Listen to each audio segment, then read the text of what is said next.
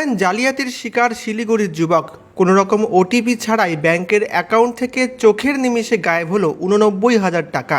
ওই যুবক জানায়, গত বুধবার সন্ধ্যায় একটি টোল ফ্রি নাম্বার থেকে তার কাছে ফোন আসে। তাকে বলা হয় ট্রানজ্যাকশন কনফার্ম করার জন্য 1 টিপুন, ক্যান্সেল করার জন্য 9 টিপুন। সেই মতো ট্রানজ্যাকশন ক্যান্সেল করার জন্য 9 প্রেস করেছিলেন তিনি। এরপর কোনো রকম ওটিপি ছাড়াই তার অ্যাকাউন্ট থেকে গায়েব হয়ে গিয়েছে 89,000 টাকা। শিলিগুড়ি ভক্তিনগরের চেকপোস্ট এলাকার বাসিন্দা অম্লান জ্যোতি সরকার তার বাবার চিকিৎসার জন্য বিভিন্ন জায়গা থেকে লোন নিয়ে 89,000 টাকা জমা করেছিলেন। কিন্তু তার আগেই বিপত্তি ঘটল, প্রতারণার শিকার হলেন তিনি এবং সেখানে প্রায় সমস্ত টাকাই কেটে নেওয়া হলো তার ব্যাংক অ্যাকাউন্ট থেকে। উনি বলেছে 89,000 কেটে গেছে। আমি তৎক্ষণাৎ আমার ব্যাংকের অ্যাপ্লিকেশনটা খুলেছি, তো খুলে দেখি অলরেডি আমার 89,000 কেটে গেছে অ্যাকাউন্টে। তো সেটা দেখার পরে কলেই ছিল আমার ফোনটা, তো তখন সেখান থেকে বলেছে যে ট্রানজ্যাকশনটা অ্যাকসেপ্ট করার জন্য 1 প্রেস করুন আর ট্রানজ্যাকশনটা ক্যান্সেল করার জন্য 9 প্রেস করুন। তো আমি তৎক্ষণাৎ 9 প্রেস করি। যেহেতু আমি ট্রানজ্যাকশন করিনি সেহেতু আমি 9 প্রেস করে ক্যান্সেল করার চেষ্টা করেছি, বাট তারপরেও আমার অ্যাকাউন্টের থেকে টাকা ডেবিট তো অলরেডি হয়ে গিয়েছিলো ফার্স্টে, তো সেটা কোনো ক্রেডিট হয়নি। তো 5 মিনিট অপেক্ষা করার পরেও আমার অ্যাকাউন্টে টাকা ঢোকেনি। তো তৎক্ষণাৎ আমি ব্যাংকে যাই। আইসিআইসি শালুগাড়া ব্রাঞ্চে আমার অ্যাকাউন্ট আছে, সেভিংস অ্যাকাউন্ট।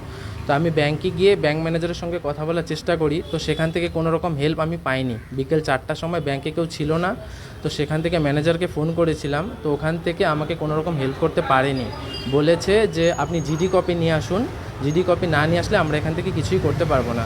তো সেখান থেকে তারপর আমি আশিগড় ব্রাঞ্চে গিয়েছিলাম। আশিগড় ব্রাঞ্চে একটা দিদি ছিল, সেই ব্যাংকের দিদি আমাকে একটু হেল্প করেছিল, যে টোল ফ্রি নাম্বারে কল করতে বলেছিল পুরো ব্যাপারটা বলার জন্য। টোল ফ্রি নাম্বারে ফোন করেছি, টোল ফ্রি নম্বর থেকে আমাকে 40 মিনিট পর্যন্ত ওয়েট করিয়েছে, হোল্ড করার পরে ওখানে সার্ভিসের কোনো পার্সন কথা বলেছে আমার সঙ্গে। কথা বলার পরে ওখান থেকে বললো যে আপনার নাম্বারটা আমরা ব্লক করে দিচ্ছি, অ্যাকাউন্ট নাম্বারটা, আর এখানে সার্ভার আমাদের স্লো আছে, তো আপনি 2 ঘন্টা পরে আবার ফোন করুন। তো সেখান থেকেও আমাকে অনেক হ্যারাসমেন্ট করেছে। তো তারপরে আমি মেন ব্রাঞ্চে আসি, মেন ব্রাঞ্চেও কেউ ছিল না। তারপরে আবার আমি শালুগাড়া ব্রাঞ্চে যাই 6টার সময়। শালুগাড়া ব্রাঞ্চে যাওয়ার পরে ওখানে কথা হলো, তখন ব্যাংক পার্সন ছিল ওখানে। কথা বলার পরে সেখান থেকে বললো যে ভাই এটা ইউপিআই ফ্রড হয়ে গেছে, আমরা এখান থেকে কোনো হেল্প করতে পারছি না এই মুহূর্তে, তুমি কাজ করো জিডি কপি নিয়ে তারপরে এখানে আসো, না হলে আমরা কিছুই করতে পারবো না। তো আমি কালকে পর্যন্ত কোনো রকম হেল্প পাইনি।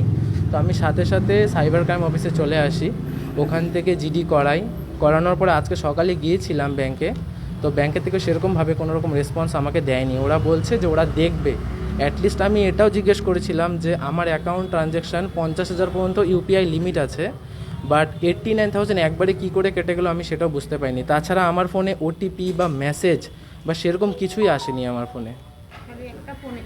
শুধু একটা কোম্পানির ফোন আসছিল কনফার্মেশনের জন্য, যেটা রেগুলারলি আমার ফোনে আসে যখন টাকা আমরা ডিপোজিট করাই অ্যাকাউন্টে।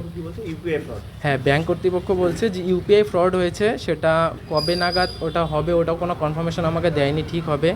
প্লাস ওরা সেটাও বলতে পারছে না যে কার অ্যাকাউন্টে গেছে বা কোন অ্যাকাউন্টে গেছে।